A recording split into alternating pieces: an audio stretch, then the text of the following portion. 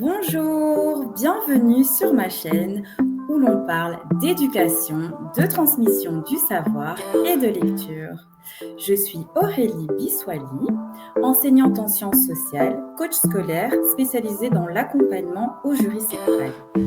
Dans cette série de vidéos, je souhaite mettre en lumière des femmes au parcours inspirant. Aujourd'hui, nous avons la chance, le privilège d'avoir avec nous Candy Mujinga Willems, aka la prêtresse de Notion.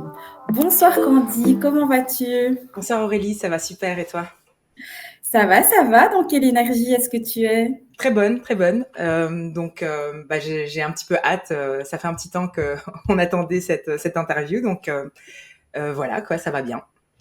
Merci beaucoup Candy de me faire ce privilège de partager avec nous ton parcours que je trouve extraordinaire.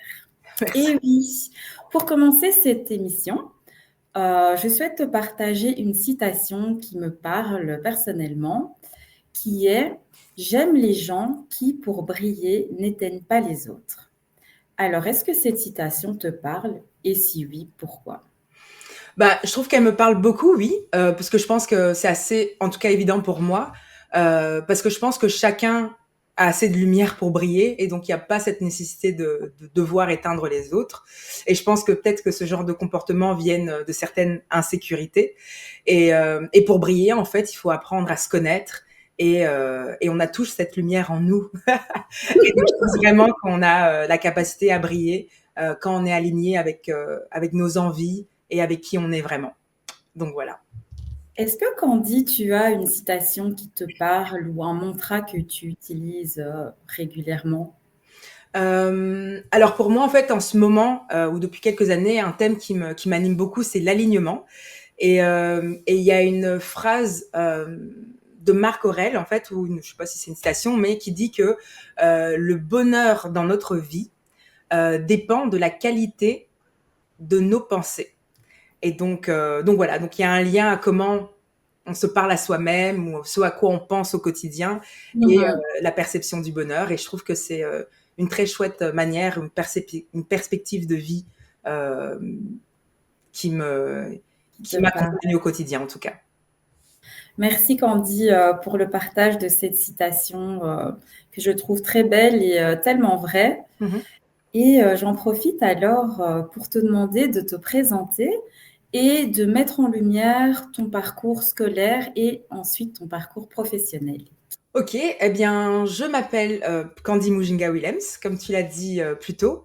Et donc, en fait, professionnellement, j'ai deux casquettes. Donc, d'une part, je suis coach organisationnel. Et d'autre part, je suis brand stratégiste. Donc, qu'est-ce que ça veut dire, tous ces grands mots? J'aime pas trop les titres. Mais ça veut dire qu'en fait, j'ai accompagné des marques à se lancer. J'ai lancé une agence de communication à Lubumbashi.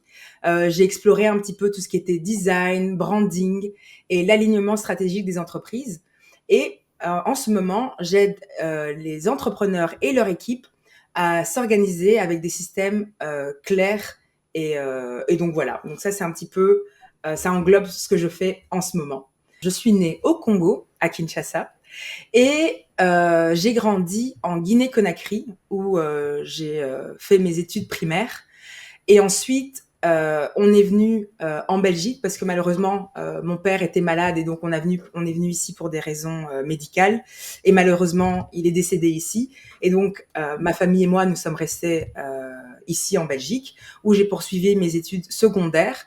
D'abord à la Vierge Fidèle pendant 1 an ou 2, une école bien spécifique, avec des bonnes sœurs et que des filles et un uniforme. Donc c'était assez changeant de la vibe qu'il y avait au lycée français Albert Camus,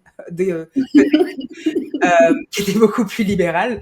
Et en gros, en venant ici, en fait, on a voulu me faire passer en professionnel, je sais pas pourquoi, parce que peut-être qu'on venait d'Afrique ou que le système était différent, mais ma mère s'est battue en disant qu'il y avait aucune raison et que le niveau du lycée français était aussi bon que le niveau ici en Belgique. Et donc, dans un premier temps, on m'a mis en technique de transition.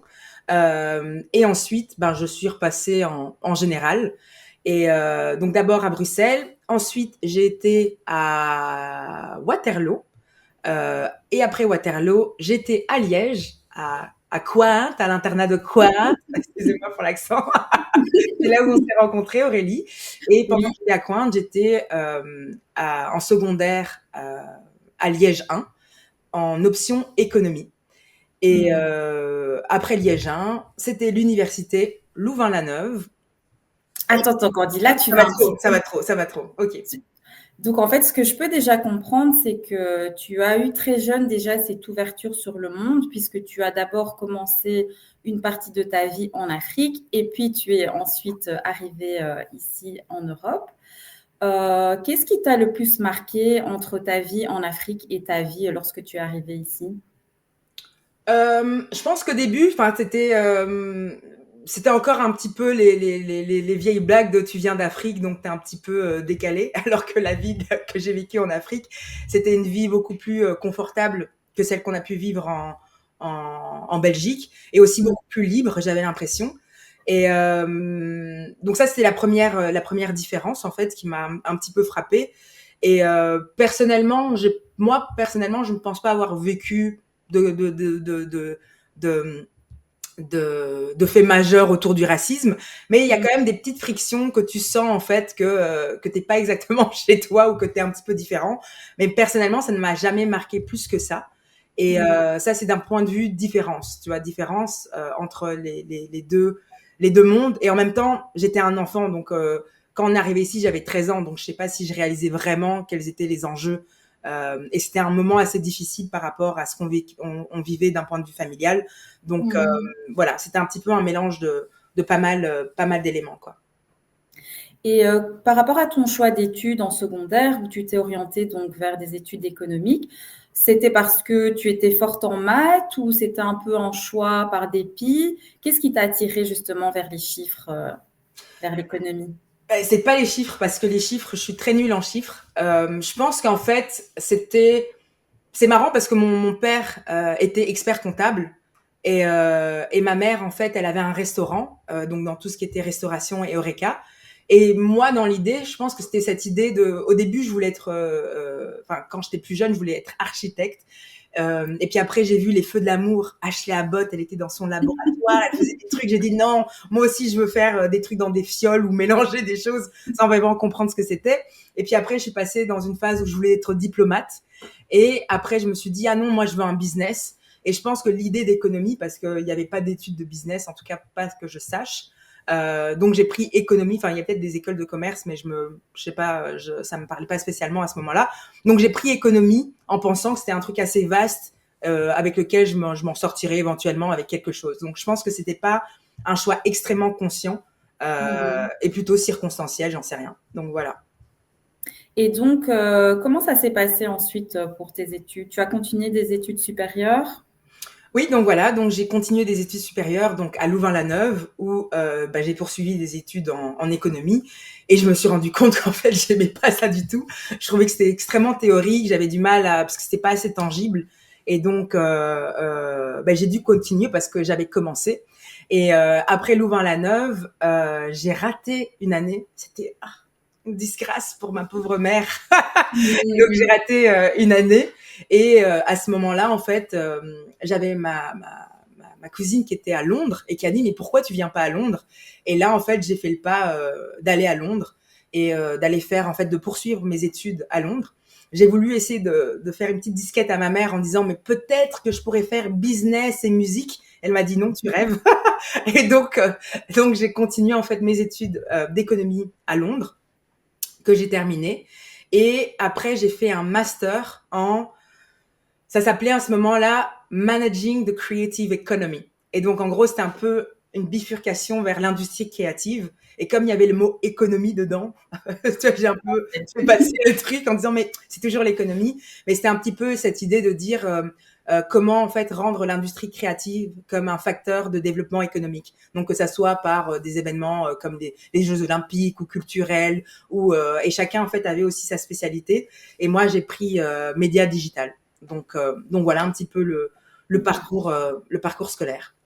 Donc, si je comprends bien, peut-être au début, tu as été fort influencée par ce que tes parents voulaient et vers la fin des études, tu as pu plus te rediriger dans ce qui était créatif. Non, en fait, mes parents ne m'ont jamais rien imposé. C'était plutôt, tu as choisi, tu termines, en fait. C'était Ah plutôt oui, dans cette optique-là. Et en fait, ce qui est vraiment très cool, et ma mère, en fait, m'a toujours encouragée dans mes idées, tant qu'elles avaient un plan qui avait une certaine direction. Et donc, je pense que déjà, musique, dans les années 90, ou j'en sais rien, enfin, c'était pas 90, 2000, ou je sais pas, c'est peut-être pas aussi développé que maintenant. Tu pouvais pas te lancer en solo. Enfin, il y avait moins de facilité. Je pense qu'elle voyait moins de perspectives dans tout ça. Et donc, c'est pour ça que je crois que j'ai eu ce frein-là.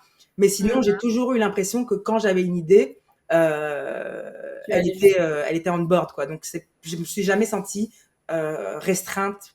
C'est un mot, ça, ouais, par mes parents, en tout cas.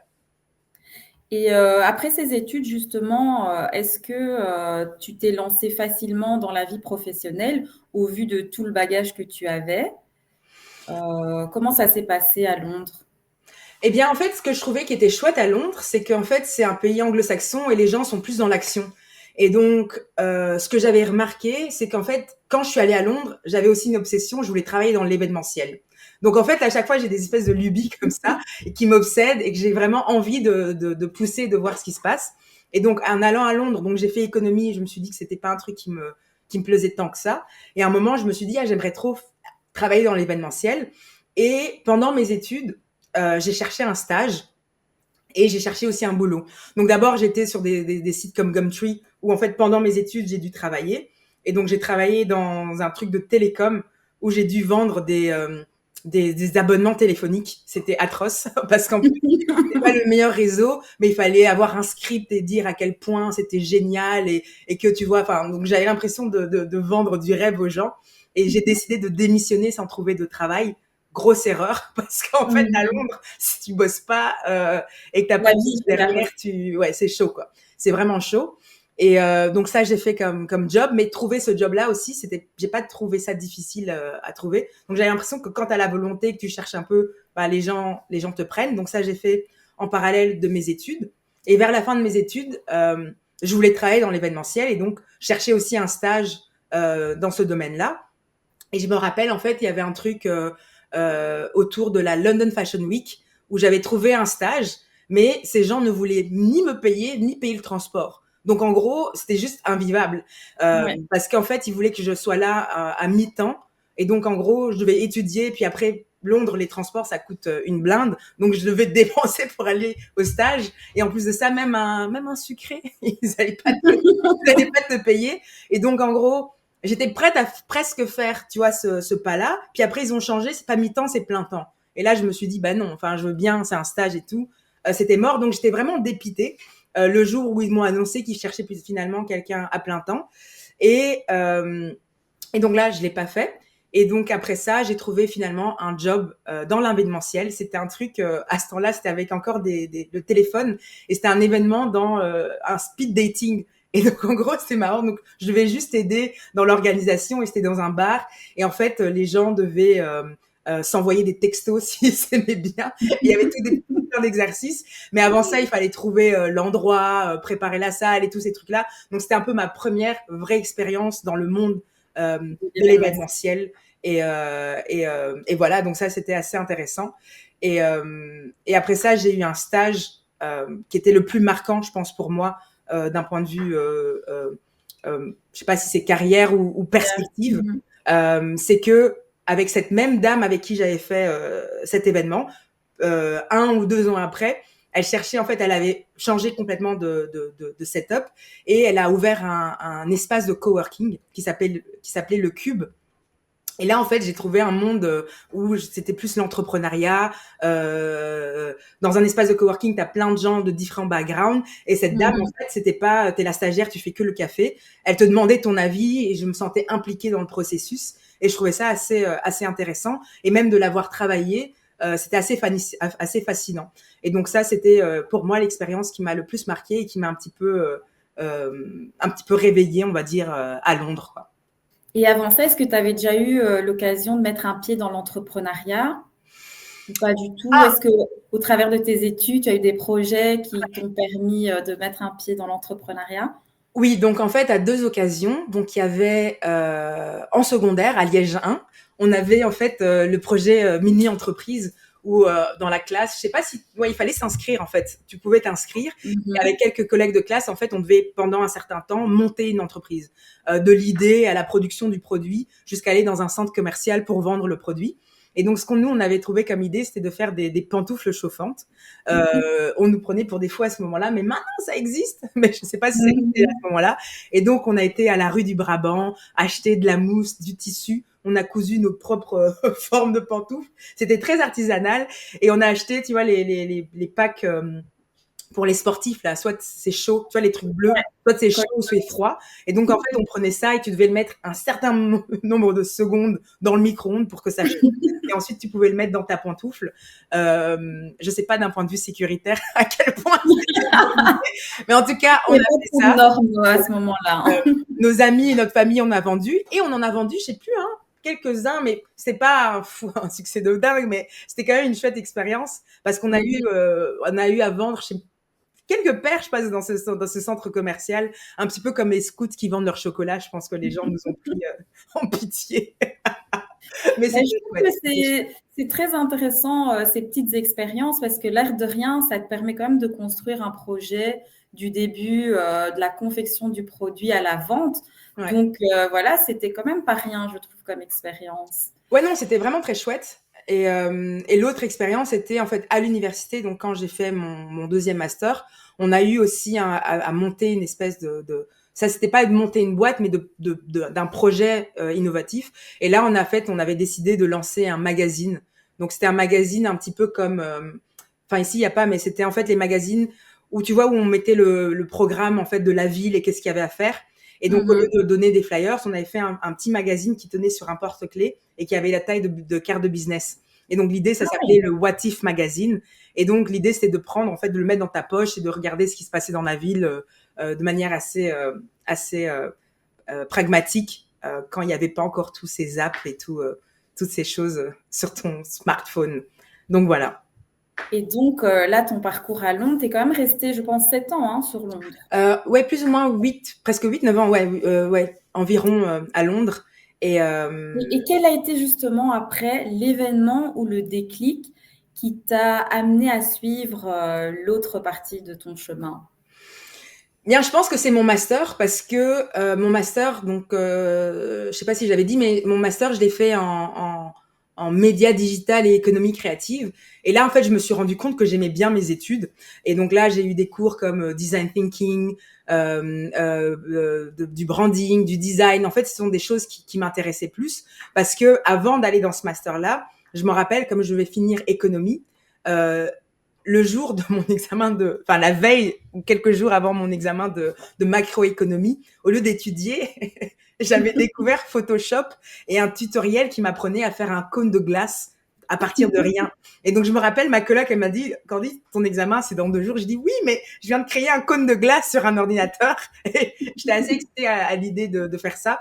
Et donc je me suis gavée de tutoriels et j'ai dû faire un portfolio pour aller dans ces études-là. Et donc là, je me suis rendu compte que j'aimais bien l'industrie créative et j'ai découvert tout un nouveau pan. Et à ça, mêler l'entrepreneuriat, j'ai trouvé ça cool.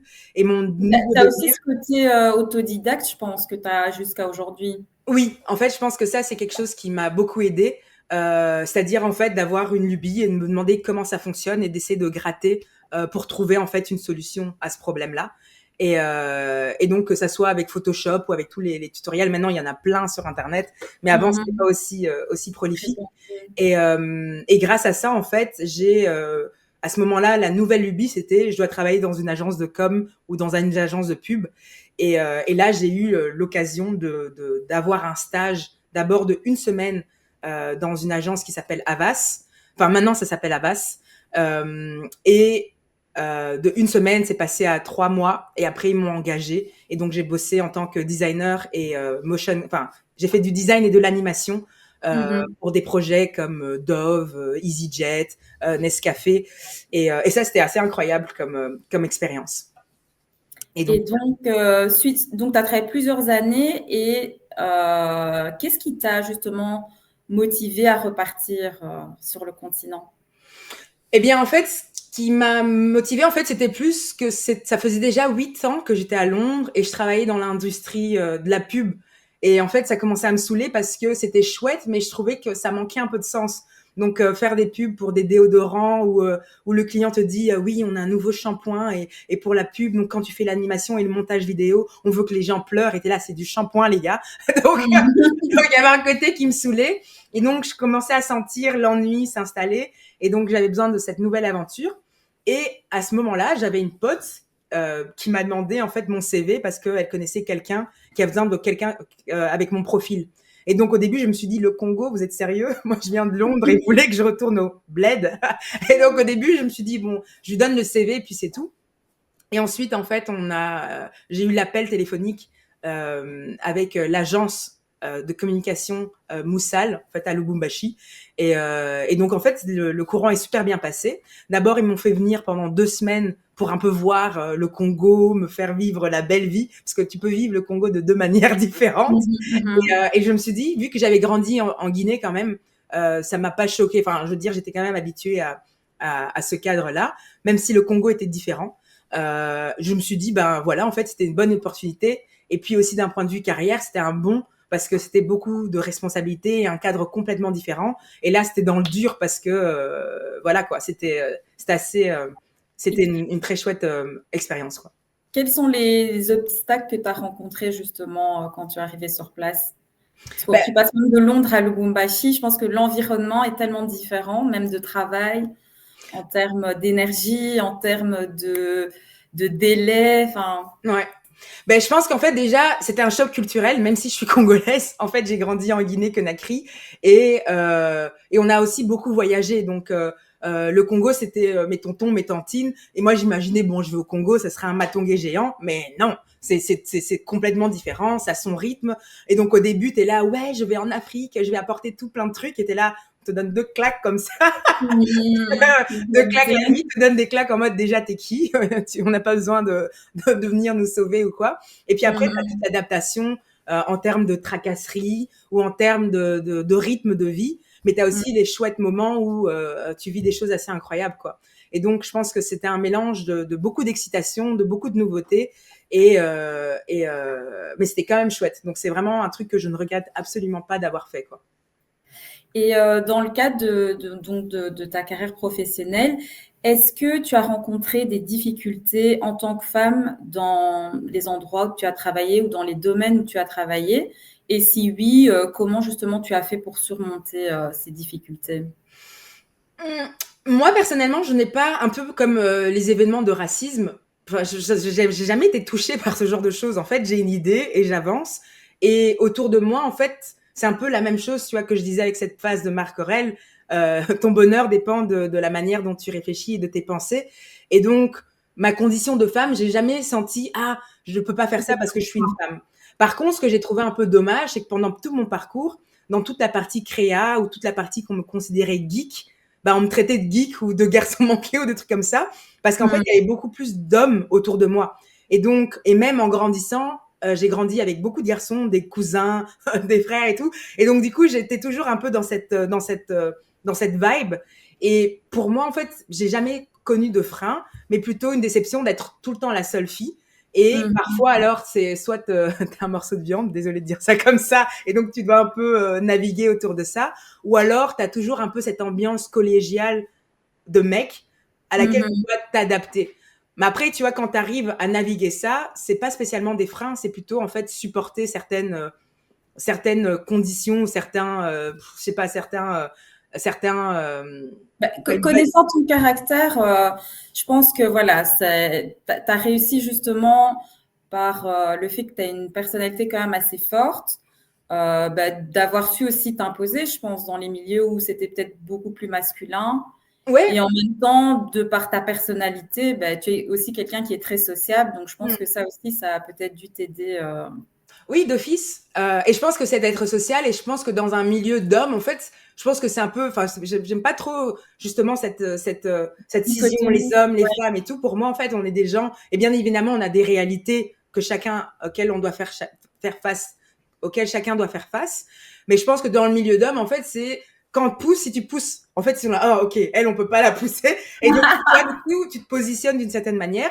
Après, c'est un peu Mhm. chiant parce enfin, tu vois, quand tu dois faire ça à répétition, ça peut vite C'est devenir usant. lourd. Mais je n'ai Mhm. jamais vécu ça comme un poids ou comme quelque chose qui m'empêchait d'eux, tout comme ma condition de femme noire. Donc, moi, je me suis jamais euh, identifiée que par ça, en fait. Je pense que Mhm. moi, j'aime bien m'identifier dans la palette de ma personnalité qui a multifacettes et qui n'est pas juste, j'aime pas les cases, en fait. Et donc, Mhm. du coup, je me suis pas sentie restreint par ça. Quel conseil, Candy, tu pourrais donner à une jeune fille ou à une femme qui hésite de poursuivre ses rêves parce qu'elle a peur de l'échec ou du regard des autres? Je pense que l'échec est un diplôme. Je pense quand j'avais fait un événement comme ça justement à Lubumbashi, parce qu'en fait, je pense que l'échec, de toute façon, ça sera aussi un échec de ne pas aller au bout de ses idées ou même d'essayer. Et je Mhm. pense que ça fait peur, mais le, le poids en fait de rester dans ton cocon et de pas devenir un papillon est tout aussi pesant que de te lancer. Et je pense qu'en fait, c'est un petit peu dommage parce que beaucoup ont du courage, mais n'arrivent pas à le transposer dans un cadre ou dans un autre. Pareil, Mhm. même maintenant, tu vois, j'ai beaucoup d'amis qui sont mamans et qui vont dire qu'elles savent pas faire ça. Mais si tu vois comment elles gèrent leur quotidien, tu es là, mais d'où tu prends pas ce courage pour le mettre dans ce que tu as envie de faire? Et donc, moi, je dirais de juste foncer et que de toute façon, tu vas échouer. C'est un fait évident. Donc, Mhm. je pense que l'échec c'est un fait évident. Personnellement, moi, quand j'ai lancé ma boîte, quand j'étais au Congo, j'ai pas trop pensé en fait. C'était plutôt, ça venait d'une frustration encore une fois. À chaque fois, j'arrive avec des points où je suis frustrée et je me dis, il faut que je fasse quelque chose pour changer ma condition. Et donc, je saute dans le vide et je me dis, je trouverai un parachute en plein milieu. C'est comme quand tu nages, quand tu es au milieu de la piscine, si tu veux sortir, tu es obligé d'aller au bout.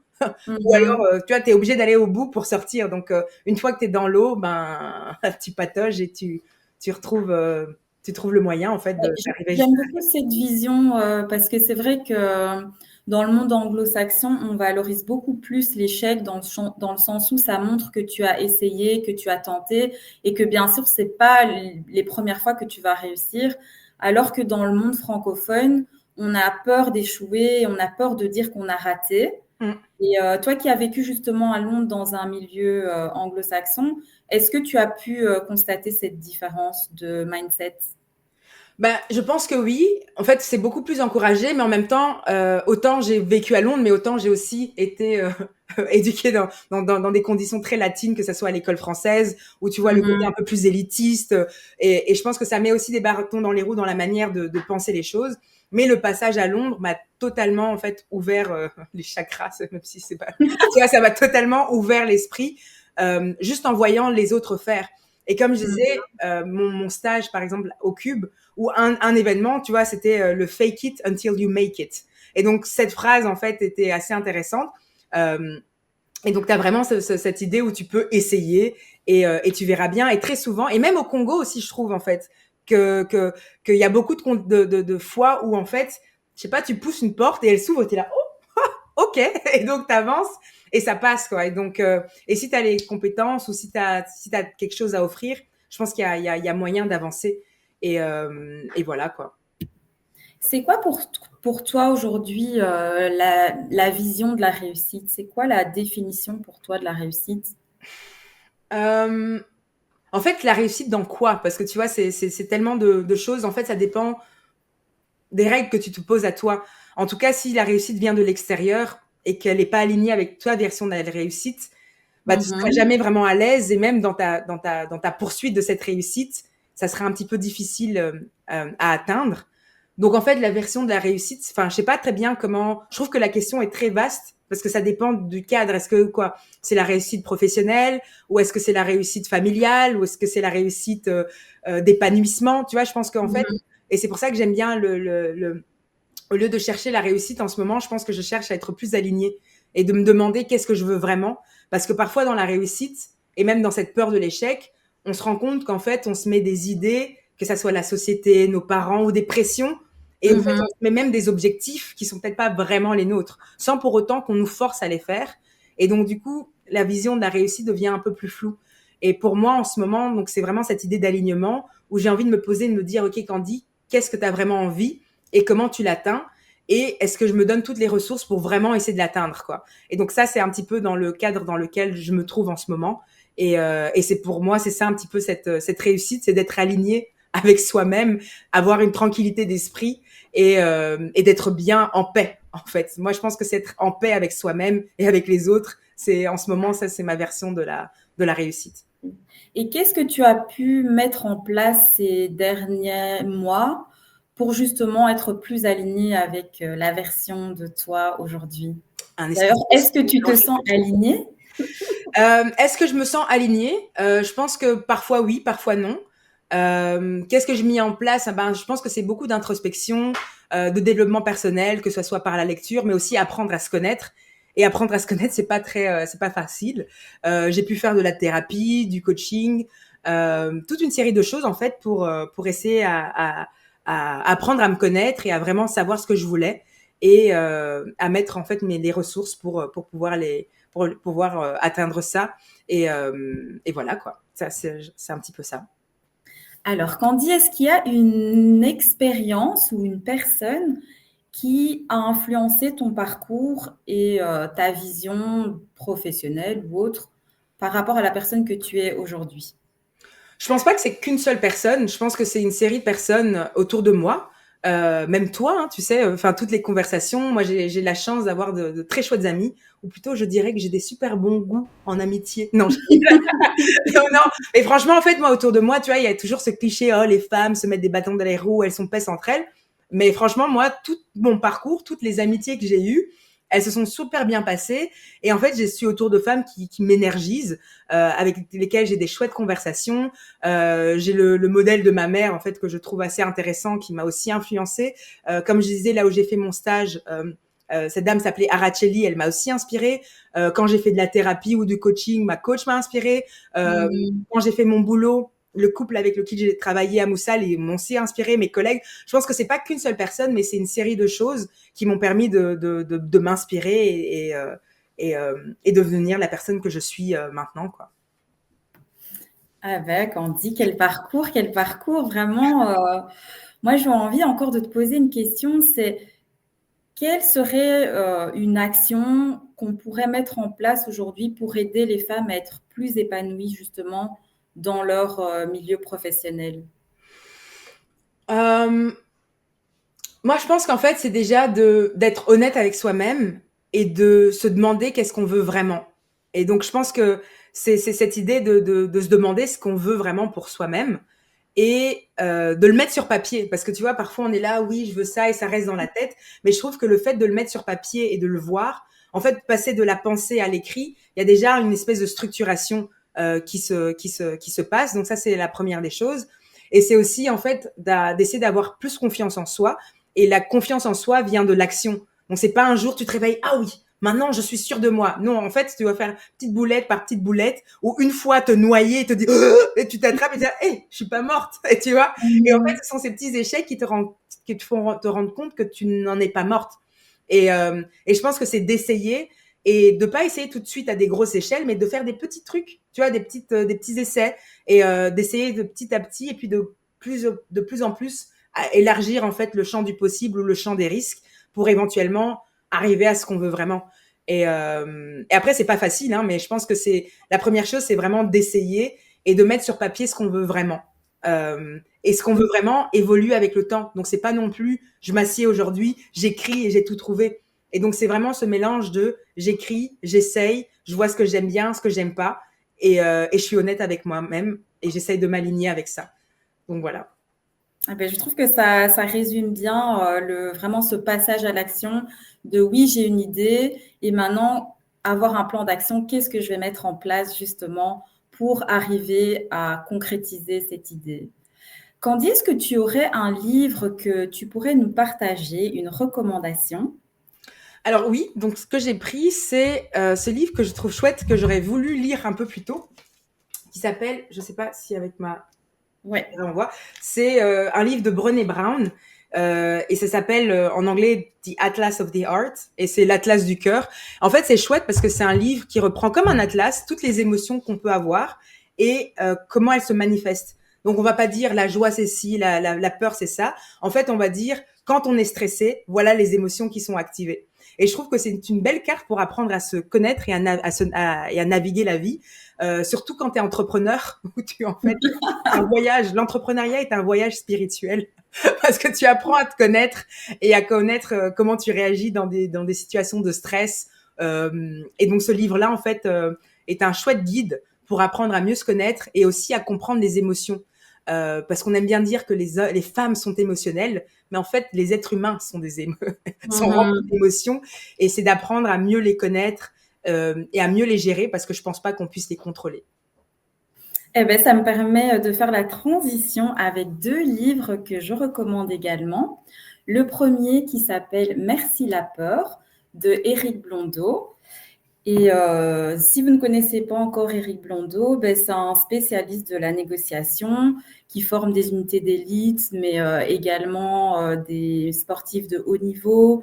Il est conférencier et il aide également les dirigeants à prendre des décisions. Et ce que j'ai aimé dans ce livre, c'est qu'il analyse justement tous les mécanismes qui se passent dans notre cerveau face à la peur. Et une fois que justement on arrive à analyser cela, comment justement on peut utiliser la peur pour passer à l'action. Donc vraiment, je vous recommande ce livre. Et le deuxième livre, c'est Les vertus de l'échec de Charles Pépin. Et comme on l'a dit tout à l'heure, ben, que peut-on apprendre de l'échec? Donc, changer sa vision de l'échec et par différents... En fait, le livre aborde différentes manières de voir l'échec pour le voir comme un levier, un tremplin et non pas comme une situation fataliste. Ouais. Et donc, prochainement, je vous parlerai un peu plus en profondeur de ces 2 merveilleuses lectures. Ah, mais super. Eh bien, nous arrivons à la fin de cette petite interview. Est-ce que, Candy, tu pourrais nous en dire un peu plus sur tes activités, comment on peut te contacter et te retrouver justement sur les réseaux? Alors, sur les réseaux, vous pouvez me trouver sur Instagram et sur YouTube. Je viens de lancer ma chaîne qui s'appelle Candy Push Pause Play. Et en fait, sur cette chaîne, en fait, je parle de productivité, d'organisation et d'un outil que j'affectionne énormément en ce moment qui s'appelle Notion, comme tu l'as expliqué. C'est un outil dans lequel tu peux en fait organiser ta vie pro et ta vie perso, mais tu peux aussi organiser toute une entreprise et ton équipe. Et donc, je fais de la consultance pour cet outil en ce moment. Et je pense que j'ai tout dit. Hein. Donc, Instagram et YouTube, Candy Push Pause Play. Donc, voilà. Merci beaucoup, Candy, pour ton énergie, pour le partage de ton parcours qui, j'espère, pourra nous inspirer. Et nous nous retrouverons prochainement pour le partage de l'expérience d'une femme extraordinaire que je vous laisserai découvrir. Merci à toi pour l'invitation. Excuse. Non, j'allais juste dire, n'oubliez pas de vous abonner, de liker les vidéos. Et je vous retrouve prochainement. Ciao, ciao.